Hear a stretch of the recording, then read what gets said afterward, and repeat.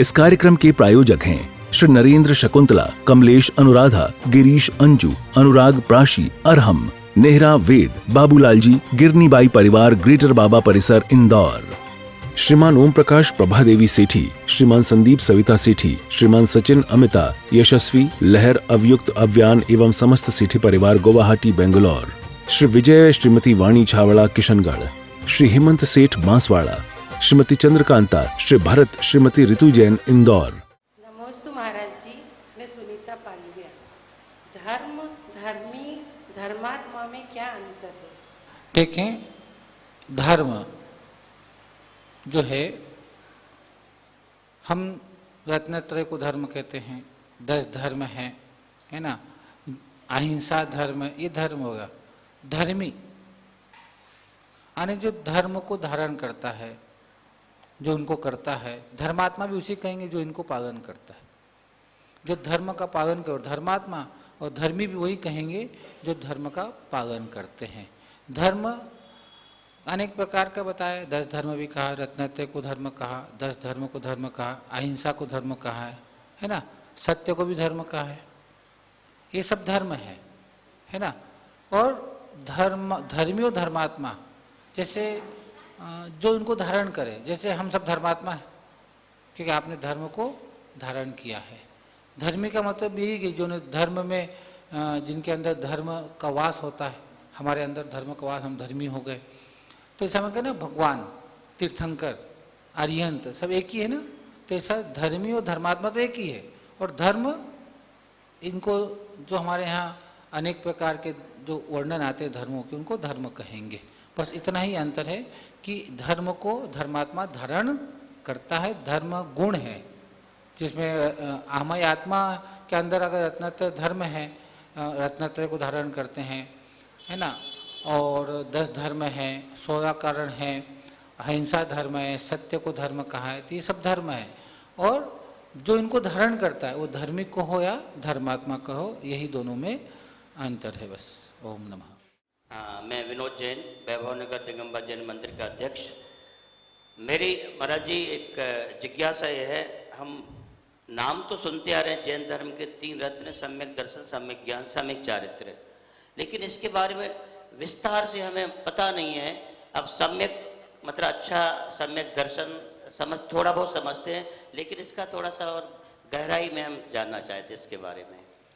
नमस्ते महाराज जी। रत्नत्रय जो है, सम्यक दर्शन, सम्यक ज्ञान, सम्यक चारित्र, तीनों की एकता का नाम रत्नत्रय है।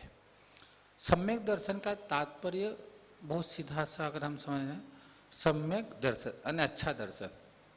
सम्यक का अर्थ होता है अच्छा। प्राकृत में प्रशंसा भी कहा है, प्रशंसा कहा है, अच्छा है। तो सम्यक यानी अच्छा दर्शन, यानी अच्छा दर्शन हो जाए। और जो सम्यक शब्द है वो ज्ञान के साथ भी लगेगा और चारित्र के साथ भी लगेगा। अपन तत्वार्थ तो सम्यक दर्शन, ज्ञान, चारित्राणि मोक्ष मार्ग, हमें जब बोलते ना, तो वहाँ क्या कहा है, सम्यक को दर्शन के साथ, ज्ञान के साथ और चारित्र के साथ हमको लगाना चाहिए। और यहाँ इसलिए दिया है कि सम्यक शब्द का अर्थ है कि खोटा दर्शन हमको नहीं हो। कैसा दर्शन नहीं हो? खोटा दर्शन हमको नहीं हो।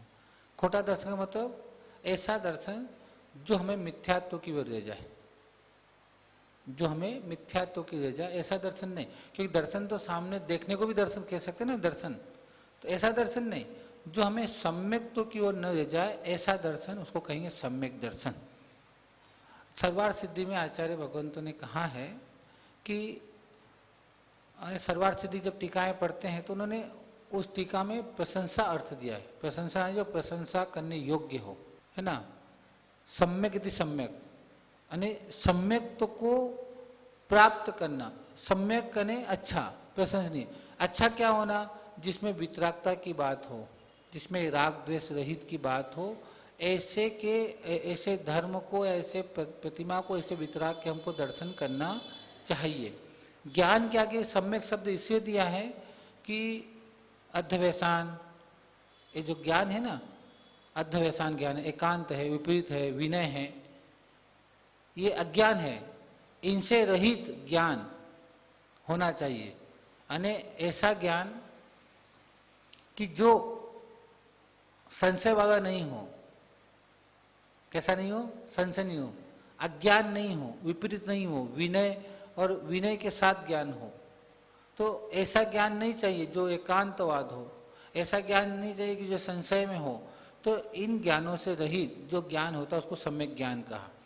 और ऐसा आचरण जो संसार को कम करने वाला हो, वो आचरण एक सम्यक आचरण कहा जाता है। जो संसार को बढ़ाने वाला हो वह सिर्फ आचरण हो सकता है, पर सम्यक आचरण नहीं हो सकता। जो संसार को कम करने वाला होता है, जो संसार को कम करे, ऐसा आचरण करना। जिस आचरण में हिंसा नहीं हो रही हो, जिस आचरण में हिंसा नहीं होती हो और संपूर्ण अहिंसा धर्म का पालन करके हम अपना जीवन व्यतीत कर रहे हों, वो आचरण जो है वो सम्यक चारित्र कहा जाता है। हमारा आप लोगों का आचरण है ना, वो आचरण है, वो आप लोगों का आचरण है, वो सम्यक चारित्र नहीं हो सकता है, आपका आचरण है। क्योंकि चारित्र का तात्पर्य होता है कि जो छठा और सातवां गुण स्थान है, और देश चारित्र का मतलब पांचवा गुण स्थान है, जहाँ महाव्रत नहीं होते हैं, देश व्रत होते हैं, यानी सूक्ष्म रूप में त्याग होते हैं। और मुनियों का महाव्रत होता है जहाँ पर हमारा 9 कोटि पूर्वक पाप करने का त्याग है, अनुमोदना भी नहीं कर सकते हैं, है ना, 9 कोटि पूर्वक पाप का त्याग होता है। तो ऐसा जो हम आचरण पालन करते हैं वो सम्यक चारित्र है। यानी बहुत सरल भाषा में तीनों की समझें तो वितराग, भगवान के अलावा किसी के दर्शन करना और उनको परमात्मा मानना, है ना, नहीं मानना, परमात्मा नहीं मानना वितराग है, वही वास्तव में सच्चा सम्यक दर्शन है। और ऐसा ज्ञान जिसमें तुमको शंका हो, संशय हो, ऐसे शास्त्रों को पढ़ना भी नहीं और नहीं। तो ऐसा इससे रहित जो ज्ञान हो जाए वो सम्यक ज्ञान है। और ऐसा आचरण जो अहिंसा धर्म का पालन करते हम अपने जीवन में आचरण करते हैं, ऐसे आचरण को धारण करना वो सच्चा सम्यक चारित्र है। इससे मुनिराज घास पे नहीं चलते हैं, क्योंकि एक इंद्रिय जीव को बचाना है, गिरे पानी पर भी नहीं चलते कि उनको जल का एक जीव की बचाना है। तो ऐसा जो आचरण करता है, जब मुनि महाराज बैठते हैं तो पिछे का मार्जन करके बैठते हैं, ये भी आचरण है, चाहे वहाँ जीव हो चाहे ना हो, पर उसको हमको मार्जन करके ही बैठना है। तो जो ऐसा आचरण करता है वो सम्यक चारित्र है। महाराज जी, मेरा प्रश्न है कि श्रावक को गतिबंध होता है तो किस अवस्था में होता है और कैसे मालूम पड़ता है कि उसको गतिबंध हुआ?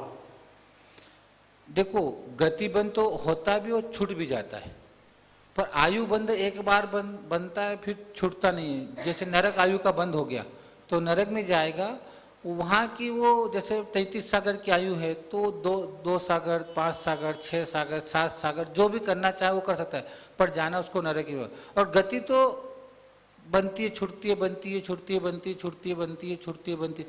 जैसा आचरण करोगे, अब हमारा आचरण तिरंज जैसा होता है, तिरंज गति का बंद हो जाएगा। हमारा आचरण मनुष्य जैसा होता है, मनुष्य गति का, तो गति बनती है और छूटती है, गति बनती है और छूटती है। अब नॉर्मली ऐसा कोई सिस्टम नहीं बताया शास्त्रों में कि इसको इस गति का बंद हो रहा है। अगर समझने की दृष्टि से करें, आपको मार काट का मन हो रहा है, इसको मारूं, उसको मारूं, इसकी शिकायत करूं, वो करूं, तो समझ लेना कि भी नरक गति का बंद का काम चल रहा है।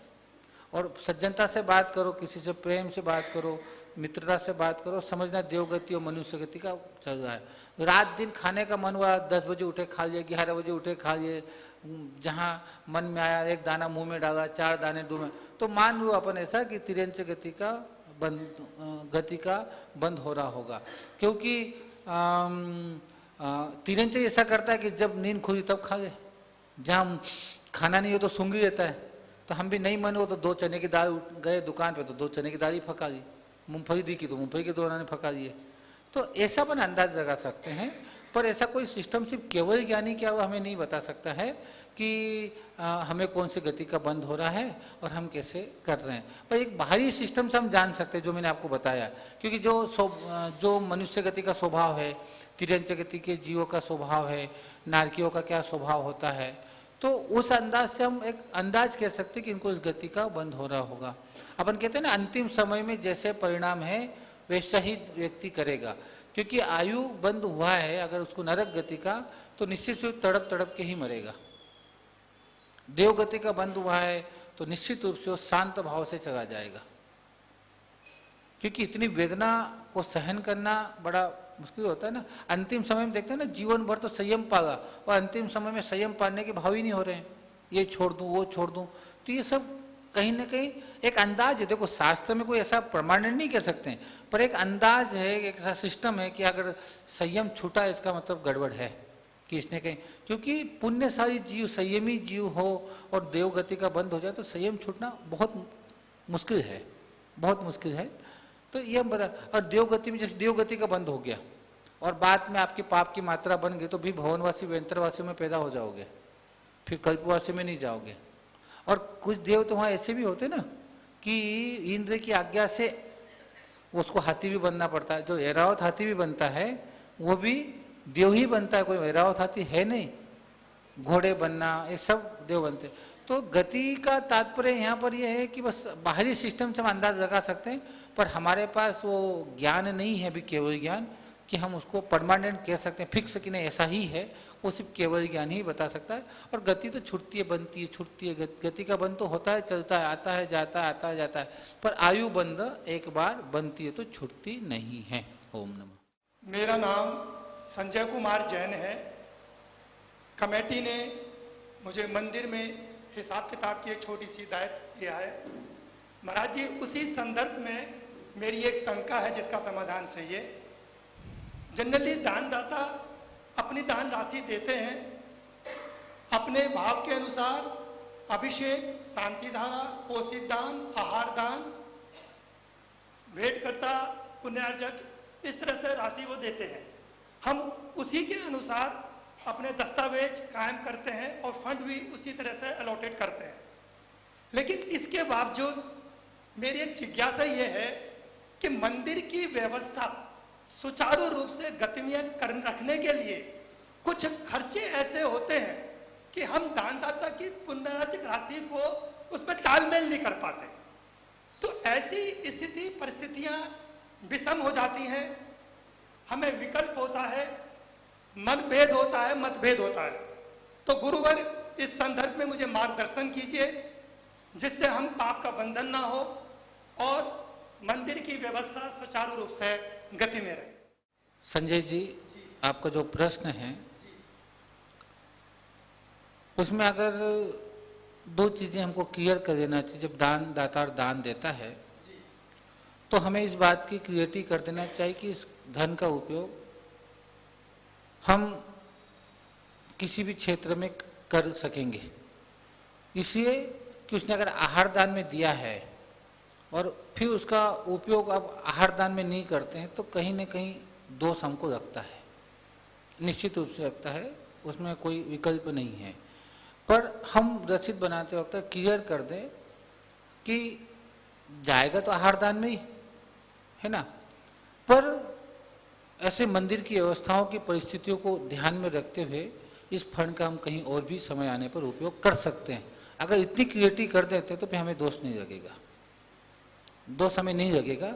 पर हमें क्लियर कर देना चाहिए कि इस फंड का उपयोग हम करना हुई है, पर कई बार समाज की व्यवस्थाएं ऐसी हो जाती हैं कि सामाजिक व्यवस्थाओं को देखते हुए कभी हमको कोई कार्यक्रम करना होता है और लोगों के भाव ही नहीं जगते हैं, पर कार्यक्रम तो किया है तो पैसे का एडजस्टमेंट करना ही पड़ता है।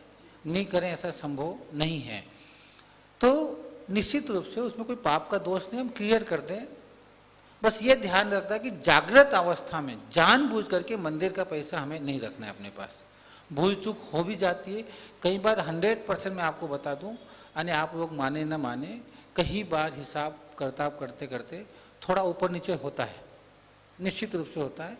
या तो कभी हमारे जेब से लग जाता है तो हमको ध्यान नहीं आता है, या कभी मंदिर का कोई आया हुआ पैसा है वो भी हमारे से हो जाता है। स्पष्टता के साथ होता है, नहीं होता क्योंकि हमने भी मस्ता विषय में कई बार देखे हैं। तो आखिर में बैलेंस शीट मिलाने के कहीं ना कहीं आंशिक रूप से, जानबूझ के नहीं होता, अनजाने में होता है। जैसे अब हम पूजा कर रहे हैं और उसने पैसा दे दिया, हमको याद ही नहीं रहा, या वो दिया हम गिर गए, हमें याद ही नहीं रहा, तो वो सब पाप का कारण नहीं, क्योंकि उसमें कसाई नहीं है। ये ध्यान रखना आप बहुत। इस पर जो काम कसाई के साथ किया जा रहा है कि हमने लोभ के कारण पैसा निकाल दिया है या तो पाप लगेगा। जो काम कसाय के साथ होता ही नहीं है उनमें पाप जीवन में हो ही नहीं सकता है। तो आप जो काम कर रहे हो पाप कसाय से तो हो नहीं रहा, ये पक्की बात है। क्योंकि जो अपना घर का समय निकाल करके मंदिर में देता है तो वो कोई कसाय करके नहीं बैठेगा, पर जाने अनजाने में हो जाता है। वो हमको याद आ जाए तो हम, जैसे आपके पास 50 रुपये बच गए, यार कहीं ना कहीं बचे हैं, तो हमें गुप्त दान की रसीद फाड़ दें, मुझे याद नहीं है 50 रुपये बचा है, तो हम तो अपने पाप से बच जाएंगे। पर यार बच गया, चलो क्या होता है, खा पियो, तो गड़बड़ है, वो गड़बड़ है। बच जाए और हमको कई साल भर बाद भी याद आ जाए कि यार मेरे कोई पैसा मंदिर का गड़बड़ हुआ था, तो मीटिंग में कह सकते हैं कि साहब मेरे से भूल चूक हुई थी साहब में। अब सामने वाले को जो सोचना हो सोचे, पर हम अपने पाप से बच जाएंगे। तो ऐसा नहीं सोचने कि हम पद पे बैठे हैं तो पाप लगेगा, निश्चित रूप से पाप नहीं लगता है। उन पदाधिकारियों को पाप लगता है, निश्चित रूप से मैं आपको खुले मन से कह रहा हूं कि उन पद पर बैठे उन व्यक्तियों को पाप लगता है जिनके मन में कसाय के साथ वो मंदिर की व्यवस्थाएं चलाएंगे, उनको पाप लगेगा। जो सहज सरलता से करते हैं, कभी कड़वे शब्द भी बोलना पड़ते हैं, तो वो कोई पाप का कारण नहीं बनता। वो मंदिर की व्यवस्थाएं हैं, उन व्यवस्थाओं को चढ़ाने की हमें सब कड़क होना भी पड़ता है, नरम भी होना पड़ता है, दो व्यक्तियों को कहना भी पड़ता है, और ये सब चीज़ें चलती। तो आप बिल्कुल निर्विकल्प होकर के अपना पद संभालें, इसमें किसी प्रकार का कोई पाप नहीं है। ज्योति जय महाराज जी, आपके चरणों में सादा नमोस्तु नमोस्तु नमोस्तु। गुरुदेव, मेरी एक जिज्ञासा है कि कहते हैं कि बचपन की पढ़ाई जवानी में काम आती है, जवानी की कमाई बुढ़ापे में काम आती है, बुढ़ापे की पुण्याई अगले भाव में काम आती है। तो महाराज जी, मेरी शंका ये है कि जो इतना महत्वपूर्ण है अपना अगला भाव, उसके लिए इतनी कम सामर्थ्य और शक्ति वाला टाइम क्यों दिया? अब मुझे बताओ कि ये जो आपने मुझे कहा है ये कौन से आगम के शास्त्र में लिखा है? ये तो कहने की बातें हैं, ये व्हाट्सअप ज्ञान है। कौन सा ज्ञान है? व्हाट्सअप का ज्ञान है। आगम के शास्त्र में ऐसा कहा नहीं है कि बुढ़ापे में धर्म करो। धर्म तो आपको जवानी में करना चाहिए, जोश तो वही होता है ना। ये तो व्हाट्सअप आचार्य ने कहा है। कौन से आचार्य ने? हाँ, अब व्हाट्सअप आचार्य को प्रमाणिक नहीं है, ये सब फितूर हमारे दिमाग में। धर्म का मतलब है कि 45 दिन के बाद ही धर्म करने की उसको प्रेरणा देना प्रारंभ कर दिया, और 8 साल का हो जाए तो दीक्षा की योग्य हो जाता है। किसकी योग्य हो जाता है? दीक्षा की योग्य हो जाता है। इसे गलत फहमी निकाल देना कि बुढ़ापे में धर्म करने को कहा गया है, बुढ़ापे में धर्म करने के लिए कहा गया है। ये सिर्फ व्हाट्सएप का ज्ञान है। कौन सा ज्ञान है? किसी आचार्य प्रणीत ग्रंथों में ऐसा वर्णन नहीं आया है। इस कार्यक्रम के प्रायोजक हैं श्री नरेंद्र शकुंतला, कमलेश अनुराधा, गिरीश अंजू, अनुराग प्राशी, अरहम, नेहरा वेद, बाबूलाल जी, गिरनीबाई परिवार, ग्रेटर बाबा परिसर, इंदौर। श्रीमान ओम प्रकाश प्रभा देवी सेठी, श्रीमान संदीप सविता सेठी, श्रीमान सचिन अमिता, यशस्वी लहर, अवयुक्त अव्यान एवं समस्त सेठी परिवार, गुवाहाटी, बेंगलोर। श्री विजय, श्रीमती वाणी छावड़ा, किशनगढ़। श्री हेमंत सेठ, बांसवाड़ा। श्रीमती चंद्रकांता, श्री भरत, श्रीमती ऋतु जैन, इंदौर।